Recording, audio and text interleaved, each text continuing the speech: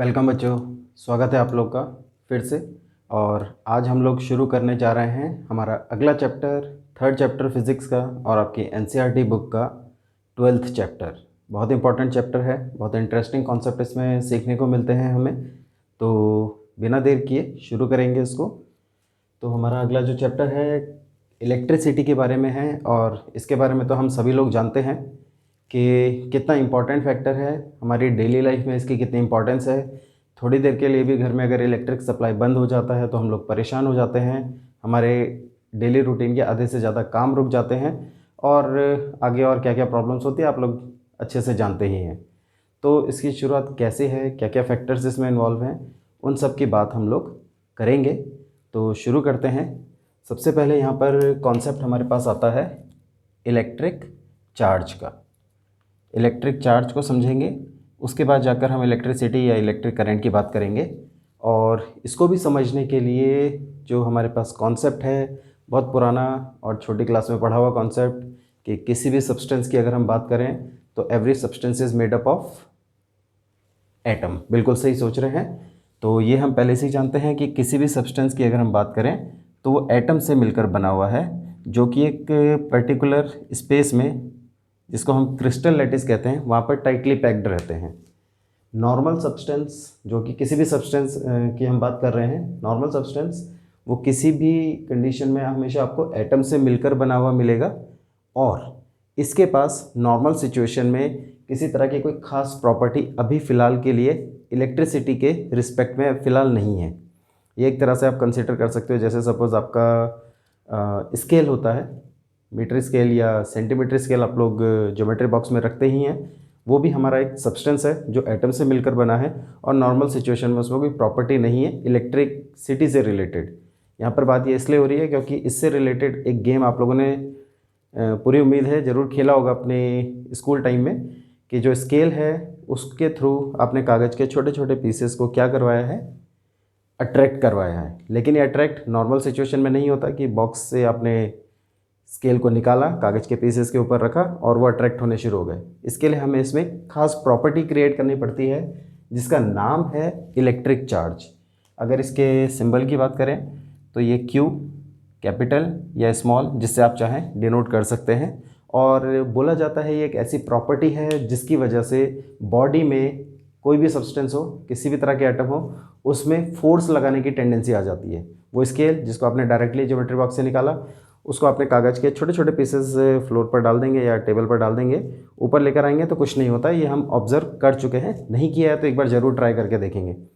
उसके बाद उसी स्केल को आप बालों में रब करेंगे, ड्राई हेयर है तो बहुत अच्छी बात, उसे रब किया आपने, उसके बाद कागज़ के पीसेस के ऊपर लेकर आए, तो उस सिचुएशन में आपने ऑब्ज़र्व किया है कि वो अट्रैक्ट होना शुरू हो जाते हैं। तो वो इसलिए है क्योंकि रब करने की वजह से जो स्केल है, now it is set to be electrically charged.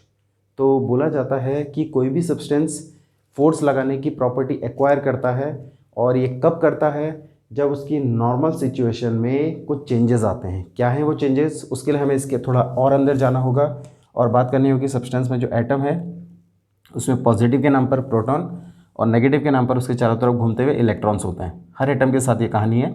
Number अलग अलग हो सकता है डिफरेंट सब्सटेंसेज में, बट ये ओवरऑल नंबर इस तरह से होता है कि सब पॉजिटिव और नेगेटिव मिलाकर एक दूसरे के इफेक्ट को बैलेंस कर देते हैं।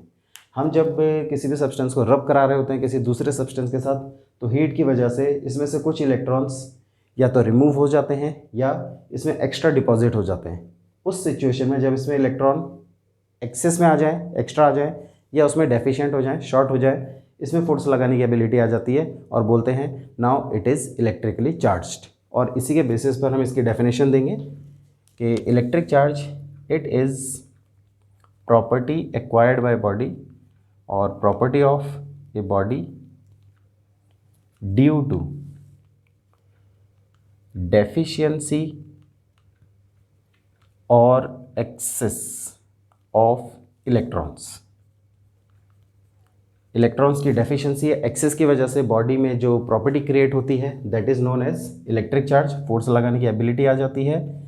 और इसके हमारे पास अगर टाइप्स की बात करें तो ये दो टाइप की है। नंबर 1 इज़ पॉजिटिव चार्ज और नंबर 2 इज़ नेगेटिव चार्ज।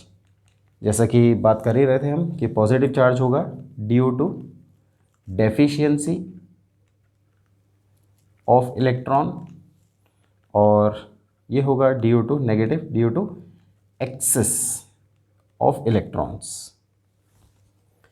अब यहाँ पर जो ध्यान देने वाली बात है वो डेफिशिएंसी और एक्सेस की फॉर्म में है, लेकिन जो खास बात है वो ये कि जो चार्ज क्रिएट हुआ है that is because of electron in the two cases. चाहे पॉजिटिव चार्ज हो वो भी इलेक्ट्रॉन की वजह से, नेगेटिव चार्ज हो वो भी इलेक्ट्रॉन की वजह से।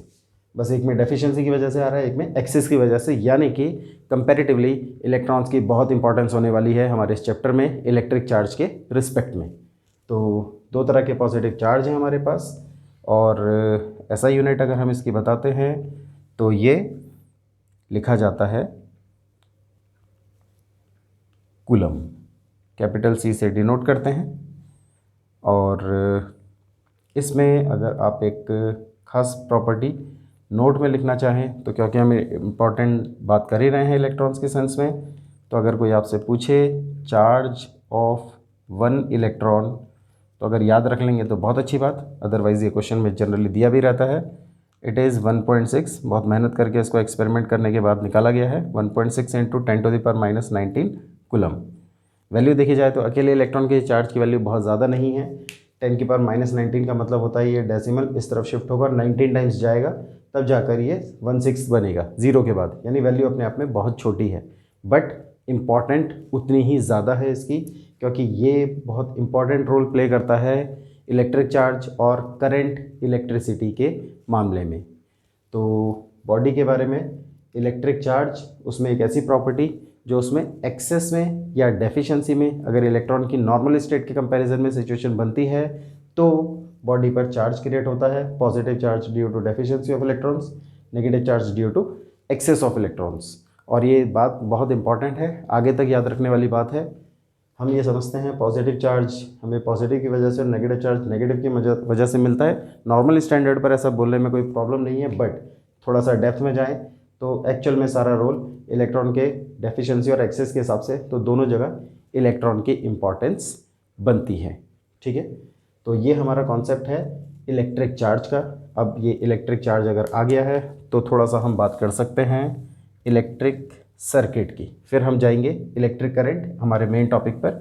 उससे पहले थोड़ा सा बात कर लेते हैं इलेक्ट्रिक सर्किट की। तो इलेक्ट्रिक सर्किट क्या है? बेसिकली इसमें कुछ सर्टेन कंपोनेंट्स होते हैं जो वायर्स के थ्रू आपस में कनेक्ट किए जाते हैं, और आपके घर में ये हमेशा मिलता है। जैसे अगर आपके घर में छत में लगा हुआ फ़ैन, वो भी एक तरह से इलेक्ट्रिक सर्किट का एग्जांपल है। वॉल पर लगी हुई ट्यूबलाइट या CFL या LED बल्ब, ये भी हमारा इलेक्ट्रिक सर्किट का ही एग्जांपल है। या घर में आप कोई भी इलेक्ट्रिक डिवाइस चला रहे हैं, वो भी सर्किट का एग्जांपल है। इन सब में जो एक कॉमन बात है, ज़रा थोड़ा सोचें और बताएं कि क्या हो सकता है। वो सोचें उसको अपने दिमाग में एक बार के लिए।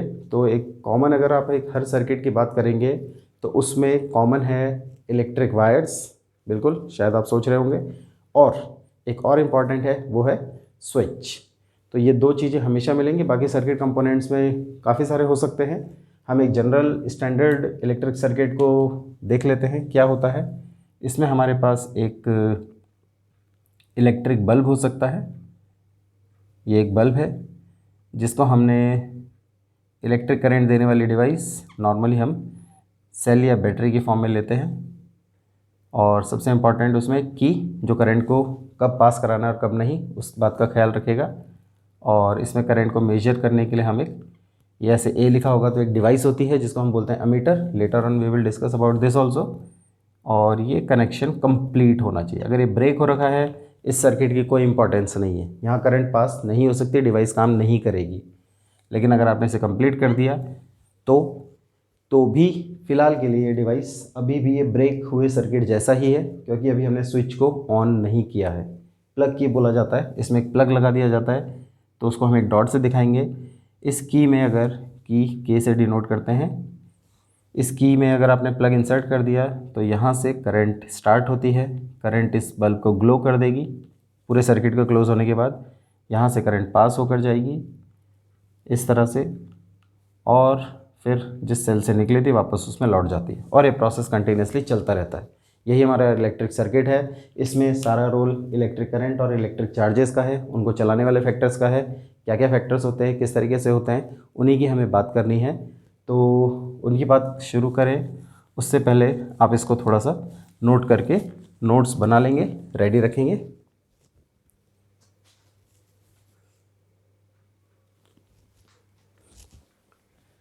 तो बढ़ाते हैं नेक्स्ट कॉन्सेप्ट इलेक्ट्रिक करंट का।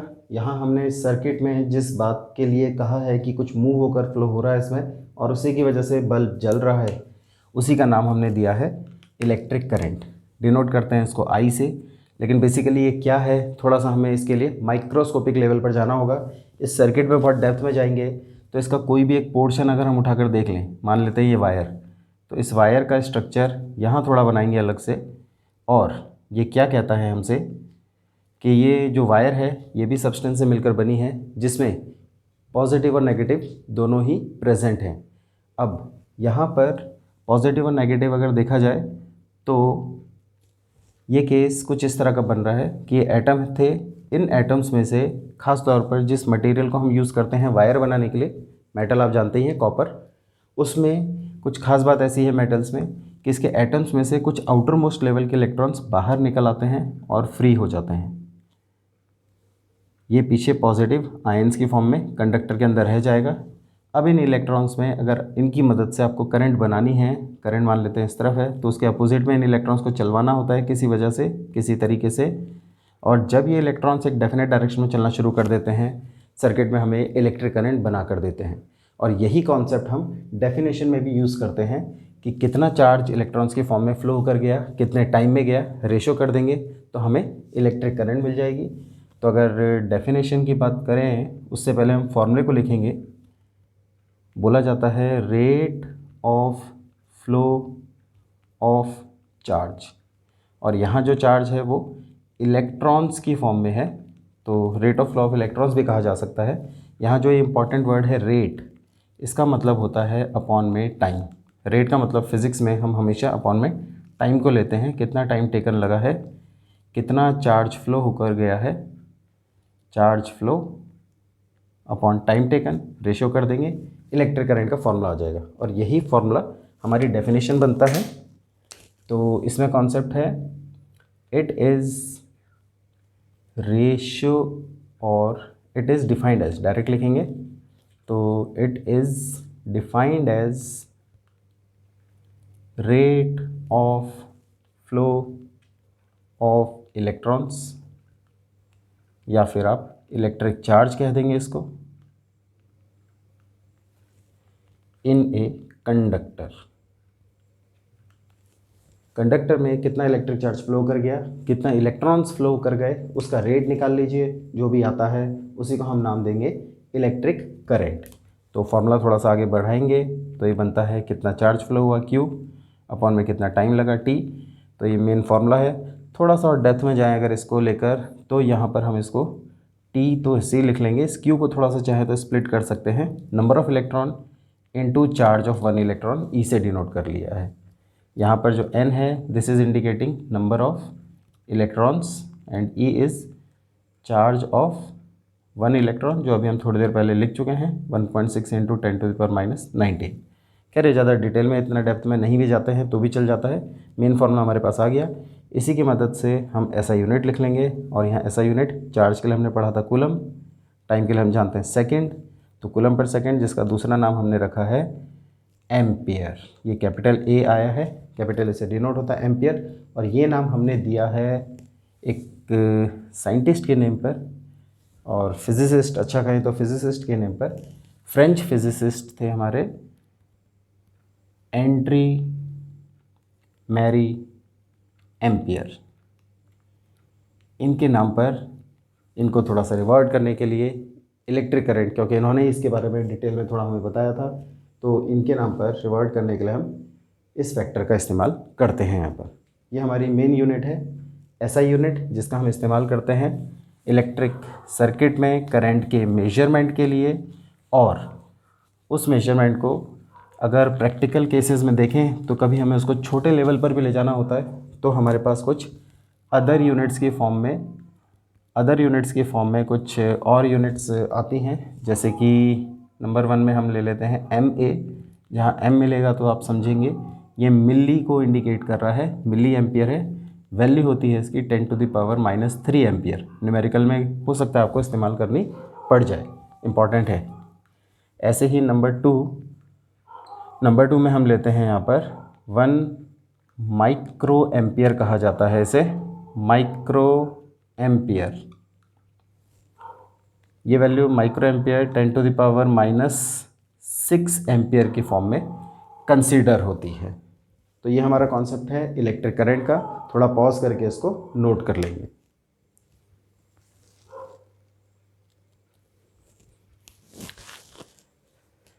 तो इतना कॉन्सेप्ट पढ़ लेने के बाद अब बारी आती है क्वेश्चंस की। तो 2 क्वेश्चन हैं आपके लिए, और हमेशा की तरह सजेशन कि वीडियो को पॉज करके यहाँ पर खुद एक बार ट्राई करें अपने कॉन्सेप्ट से, और फिर टैली करें सॉल्यूशन के साथ। तो अगर ट्राई कर चुके हैं, सॉल्यूशन देखेंगे इसका। पहला क्वेश्चन, जैसा कि हमेशा ही बताया गया है आपको, मेन वैल्यूज़ पर फोकस करना है न्यूमेरिकल करते वक्त। जो 0.5 एम्पियर है, ये करंट के बारे में दिया गया है, drawn by filament of time दिया गया है, और आपसे इलेक्ट्रिक चार्ज की वैल्यू पूछी गई है।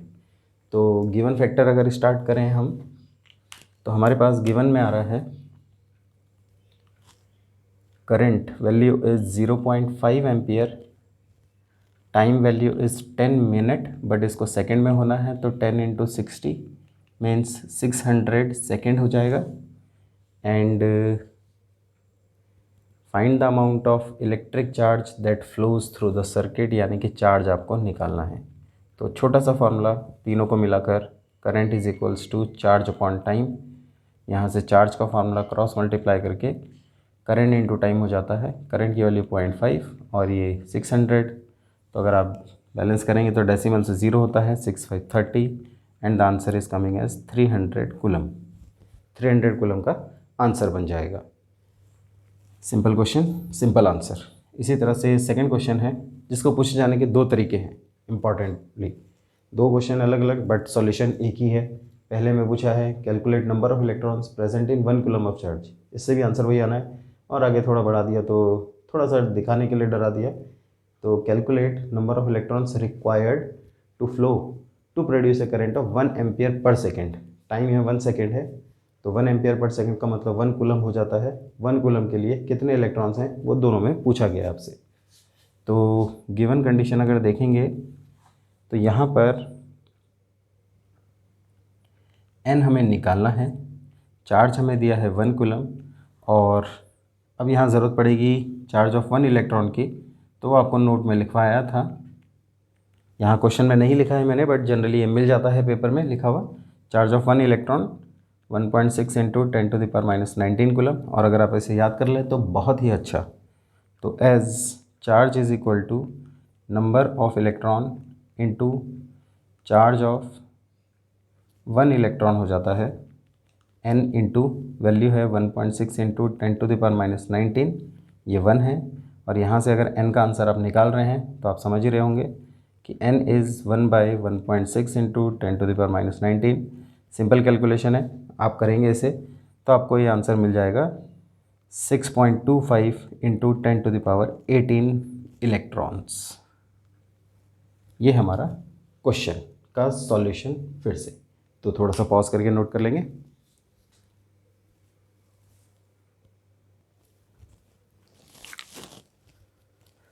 तो फाइनली बारी आ गई है बहुत इंपॉर्टेंट क्वांटिटी की, और करंट को बनाने में जिसका सबसे बड़ा हाथ है, सबसे बड़ा इंपॉर्टेंट रोल है, उसकी बात अब हम करेंगे, और वो है इलेक्ट्रिक पोटेंशियल डिफरेंस।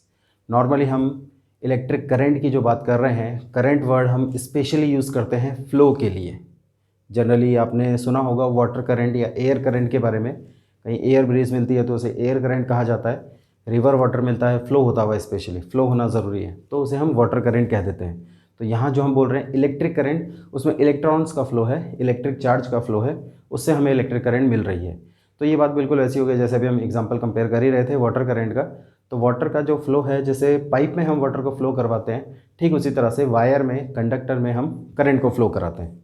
तो अब अगर वहाँ से टैली करते हैं तो सीधी सी बात है, अगर आपने पाइप में पानी डाल दिया तो सिर्फ पानी डाल देने से वो फ़्लो हो जाए, ऐसा नहीं होता है, हम सभी जानते हैं। इसके लिए हमें कुछ अरेंजमेंट करना पड़ता है, ख़ास तौर पर या तो इलेक्ट्रिक मोटर या पंप लगाते हैं जो उसमें प्रेशर क्रिएट करता है और वाटर को पुश करके आगे भेजता है। ठीक इसी तरह से, बिल्कुल इसी तरह से वायर में भी हमें एक पंप लगाने की ज़रूरत पड़ती है जो उसमें ऑलरेडी पहले से ही प्रेजेंट, याद रखेंगे हम बाहर से नहीं डाल रहे हैं, उसमें पहले से ही इलेक्ट्रिक सर्किट में प्रेजेंट रहते हैं। हम मान लेते हैं अगर एक इलेक्ट्रिक सर्किट की बात कर रहे हैं, इस बल्ब को ग्लो कराना है, जलाना है, तो हम जानते हैं इसके लिए आपको करंट मेजर करने के लिए मीटर लगा दिया है। ग्लो कराने के लिए इसमें इलेक्ट्रिक करंट चाहिए और उसके लिए हमें कोई सर्टेन अरेंजमेंट करना पड़ता है। पहली रिक्वायरमेंट कि सर्किट क्लोज होना चाहिए, कंप्लीट होना चाहिए, उसके लिए हम की को क्लोज कर देंगे। बट इतना करने से भी इस सर्किट में करंट फ्लो नहीं होगी, बल्ब का ग्लो नहीं होने वाला है। आप समझ ही रहे होंगे फिगर को देखते हुए, इसमें बल्ब का ग्लो नहीं होगा। की क्लोज है, की ओपन रहने पर बल्ब ग्लो नहीं होता, बट की क्लोज होने पर होता है। बट इस केस में की क्लोज होने पर भी नहीं होने वाला है। क्यों नहीं होने वाला है? क्योंकि इसमें एक इम्पॉर्टेंट फैक्टर अभी हमने छोड़ दिया है, और वो कौन है आप समझ ही रहे हैं, वो है सेल या फिर बैटरी। उसको जब तक नहीं लगाएंगे बल्ब ग्लो नहीं करने वाला, ये हम जानते हैं। इसकी जगह आप चाहो तो इसको कनेक्ट कर सकते हैं, जो हमारे इलेक्ट्रिक सप्लाई के सॉकेट्स होते हैं, जहाँ हम प्लग इन करते हैं, उन सॉकेट्स में इसको कनेक्ट करके भी बल्ब को ग्लो कराया जा सकता है। तो वो सॉकेट भी हमारा सेल या बैटरी की तरह ही बिहेव करता है। क्या है उसका रोल? उसका रोल ये है कि इस सर्किट में ऑलरेडी प्रेजेंट बहुत सारे इलेक्ट्रॉन्स हैं, लेकिन वो इलेक्ट्रॉन्स इस सर्किट में अभी मूव नहीं कर रहे हैं, वो चल नहीं रहे हैं, क्योंकि उनको चलाने के लिए जो हमें प्रेशर चाहिए, जैसे वाटर को चलाने के लिए प्रेशर चाहिए हमें, वाटर प्रेशर जो उसको पुश करके मूव कराएगा, ठीक उसी तरह से हमें इलेक्ट्रिक प्रेशर चाहिए, एक तरह का कह सकते हैं। वो इलेक्ट्रिक प्रेशर इन इलेक्ट्रॉन्स को एक डेफिनेट डायरेक्शन में ड्राइव करेगा, तब जाकर ये चलना शुरू होंगे और हमें सर्किट में इलेक्ट्रिक करंट मिलेगी। तो उसके लिए हम कनेक्ट करते हैं सेल, जिसमें एक होता है पॉजिटिव टर्मिनल, एक होता है नेगेटिव टर्मिनल, और दोनों मिलकर एक ऐसा फैक्टर बनाते हैं जो इनको ड्राइव कराता है, इनको चलाता है, और उसी से हमें इलेक्ट्रिक करंट मिलती है। तो इलेक्ट्रिक करंट के लिए सेल के थ्रू जो हम फैक्टर देते हैं, उसी का नाम है इलेक्ट्रिक पोटेंशियल डिफरेंस। इलेक्ट्रिक की फॉर्म में हम पोटेंशियल यानी एबिलिटी की फॉर्म में बता रहे हैं इसको, कितने चार्ज को है, कितने इलेक्ट्रॉन्स को मूव करा सकता है, वो इसकी वैल्यू पर डिपेंड करता है। इसकी वैल्यू जितनी पावरफुल होगी, उतनी ज़्यादा इलेक्ट्रॉन सर्किट में चलेंगे, उतनी ज़्यादा करंट हमें सर्किट में मिलेगी, और ये बल्ब उसी इंटेंसिटी के हिसाब से ग्लो होगा। तो यहाँ इसको डेवलप कराने के लिए जो फैक्टर हमने लगाया, पोटेंशियल डिफरेंस, पूरा नाम इलेक्ट्रिक पोटेंशियल डिफरेंस। डेफिनेशन की बात करें तो पहले की तरह हम उससे भी पहले फॉर्मूले की बात कर लेंगे।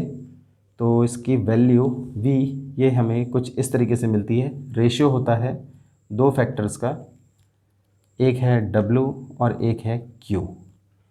W का मतलब यहाँ पर है, समझ रहे होंगे, वर्क डन, एबिलिटी। जब हम पोटेंशियल की बात करते हैं तो हम एबिलिटी की बात कर रहे होते हैं, और एबिलिटी ज़्यादातर केस में काम करने की एबिलिटी की फॉर्म में ही मेजर होती है। ये आपके और हमारे साथ भी एसोसिएटेड है। जैसे आपका काम अगर बेसिकली देखा जाए तो सुबह से शाम तक एक ही काम है आप लोगों के पास फ़िलहाल के लिए, वो है आपकी पढ़ाई। बाकी के फैक्टर्स आप करते ही रहते हैं, बट आपकी लाइफ के लिए जो सबसे ज़्यादा ज़रूरी है वो इस समय आपकी पढ़ाई है। तो पढ़ाई के लिए आप काम करते हैं, यानी आपका जो पढ़ने का पोटेंशियल है उसको हम बोलते हैं स्टडी पोटेंशियल, जो हर बच्चों में अलग अलग होता है। आप लोगों में ही, आपकी क्लास में ही सभी बहुत सारे बच्चे होंगे, उन सब की एबिलिटी एक जैसी नहीं है। कोई बच्चा 3-3 घंटे तक लगातार पढ़ सकता है, तो कोई 2 ही घंटे तक पढ़ पाते हैं, कुछ 1 घंटे तक, और कुछ तो आधे घंटे में ही ढेर हो जाते हैं। लेकिन सबकी एबिलिटी वो अलग अलग इसीलिए क्योंकि स्टडी पोटेंशियल। इसी तरह से क्लास में आने वाले टीचर्स, उनकी भी एबिलिटी सबकी अलग अलग रहती है अपने अपने हिसाब से, तो उसको हम बोल सकते हैं टीचिंग पोटेंशियल। यहाँ चार्ज को मूव कराने की एबिलिटी है, इसलिए हम इलेक्ट्रिक पोटेंशियल की बात कर रहे हैं, और उसको भी डिफरेंस की फॉर्म में लेंगे, क्योंकि हम एक सर्किट, एक सेगमेंट के फॉर्म में कंसिडर करते हैं इसको। एक पॉइंट से दूसरे पॉइंट तक इलेक्ट्रॉन्स को मूव करवाना है, उसके लिए कितना वर्क किया, कितने चार्ज पर किया, रेशियो कर देंगे, हमें मिल जाएगा इलेक्ट्रिक पोटेंशियल। तो work done upon charge flow, इसको ही हम नाम देते हैं W/Q की फॉर्म में इलेक्ट्रिक पोटेंशियल डिफरेंस। तो कितना वर्क हुआ उसके बराबर कह सकते हैं, अगर हम चार्ज को 1 बना ले, यूनिट बना ले तो ये बात हमारी डेफिनेशन में हेल्प कर जाती है कि चार्ज अगर यूनिट है तो work done in bringing unit charge from one point to another point in the electric circuit is called electric potential difference, और यही हमारी मेन डेफिनेशन है। तो it is defined as, simple definition बना रहे हैं, it is defined as amount defined as amount of work done, इसका मतलब हो जाता है कि V को हमने W के बराबर बना दिया जब Q को 1 माना है। Is defined as amount of work done in moving, उसको हम बना चुके हैं कितना चार्ज, यूनिट चार्ज, यूनिट का मतलब 1 से है यहाँ पर, unit charge from one point to another in electric circuit. Electric circuit में एक पॉइंट से दूसरे पॉइंट तक चार्ज को, यूनिट चार्ज को मूव कराने में कितना वर्क किया, उस वर्क डन को ही हम V की फॉर्म में कंसीडर कर लेते हैं। फॉर्मूले से ही अगर हम ऐसा यूनिट बनाएं तो उम्मीद है आप लोग इसमें सोचकर इसको बना सकते हैं, थोड़ा कोशिश करेंगे। V = W/Q, ऐसा यूनिट क्या होनी चाहिए इसकी। उम्मीद है सबने बना लिया होगा। वर्क डन के लिए हम जानते हैं जूल, बिल्कुल न्यूटन नहीं, कुछ लोगों ने शायद हो सकता है न्यूटन लिखा हो, न्यूटन नहीं, ये जूल है। और चार्ज के लिए कूलम, जूल पर कूलम, जिसका दूसरा नाम होता है वोल्ट, और हम इसको V से डिनोट करते हैं। यहाँ ये वोल्ट फिर से हमारे साइंटिस्ट, इटालियन फिजिसिस्ट के नाम पर आया है, जिनका नाम है एलेसेंड्रो वोल्टा। इन्होंने इस कॉन्सेप्ट के बारे में थोड़ा डिटेल दी थी हमें, और उन्हीं के नाम पर हम इसको बताते हैं, एलेसेंड्रो वोल्टा। एडिशनल इन्फॉर्मेशन के लिए है, डायरेक्टली पेपर में तो इससे कुछ पूछा नहीं जाने वाला है। तो ये हमारा एक इम्पॉर्टेंट कॉन्सेप्ट है जिस पर बेस्ड हमें डेफिनेशन भी मिल सकती है, क्वेश्चन भी आते हैं इस पर, न्यूमेरिकल्स भी बन जाते हैं। तो फिलहाल के लिए इसको पॉज करके आप नोट कर लेंगे।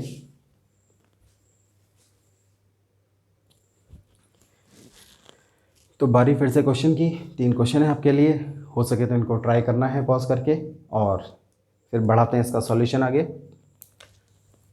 तो पहला क्वेश्चन आपसे पूछा है हाउ मच वर्क, वर्क पूछा गया है, 2 कूलम का चार्ज दिया है, और पोटेंशियल डिफरेंस भी हमें दिया है 12 वोल्ट। तो अगर हम गिवन लिखते हैं तो जैसे कि पता चले गया है कि वर्क डन निकालना है, चार्ज हमें दिया है 2 कूलम और पोटेंशियल डिफरेंस 12 वोल्ट। तो छोटा सा फॉर्मूला तीनों को मिलाकर we know that V = W/Q, V is 12, W हमें निकालना है एंड Q इज़ 2, तो 2 × 12, W सीधे आंसर 24 वोल्ट। सिंपल क्वेश्चन है, ज़्यादा ऐसा मुश्किल नहीं है। अच्छे क्वेश्चन सभी धीरे धीरे आगे आपको मिलेंगे। उसके बाद दूसरा क्वेश्चन जिसमें आपको डिफ़ाइन करना है 1 वोल्ट को। ये थोड़ा सा क्वेश्चन हटकर है लेकिन मज़ेदार है, और इसका एक कॉमन पैटर्न होता है फिज़िक्स में सॉल्व करने का कि अगर आपको किसी क्वांटिटी की यूनिट पूछी है तो आप उसका पहले फार्मूला लिखेंगे।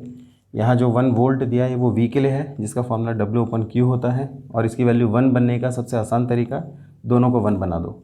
तो बोलते हैं कि अगर W = 1 जूल होता है और चार्ज फ्लोइंग अगर 1 कूलम है तो देन V 1 वोल्ट हो जाता है। और यही बात हमारा कॉन्सेप्ट बन जाती है डेफिनेशन का कि hence 1 volt is amount of work done is amount of potential difference when 1 joule of work is done to move a charge of 1 coulomb. 1 coulomb के चार्ज को मूव कराने के लिए जब 1 जूल का वर्क होता है तो जो पोटेंशियल डिफरेंस बनता है उसी को हम नाम देते हैं 1 वोल्ट। ठीक है, बिल्कुल इसी तरह से सेकंड फैक्टर को भी हम, अगला क्वेश्चन जो थर्ड क्वेश्चन है उसका भी सॉल्यूशन कर सकते हैं। इसमें हम एम्पियर की बात कर रहे हैं, यानी कि I = Q/T की बात होगी। दोनों को 1 बनाएंगे तो चार्ज अगर 1 कूलम है, टाइम अगर 1 सेकेंड है, तो देन करंट इज़ 1 एम्पियर। तो हम बोल सकते हैं hence 1 ampere is current produced when A charge of 1 coulomb flows for 1 second. ठीक है, सिंपल सॉल्यूशन, पॉज करके नोट कर लेंगे।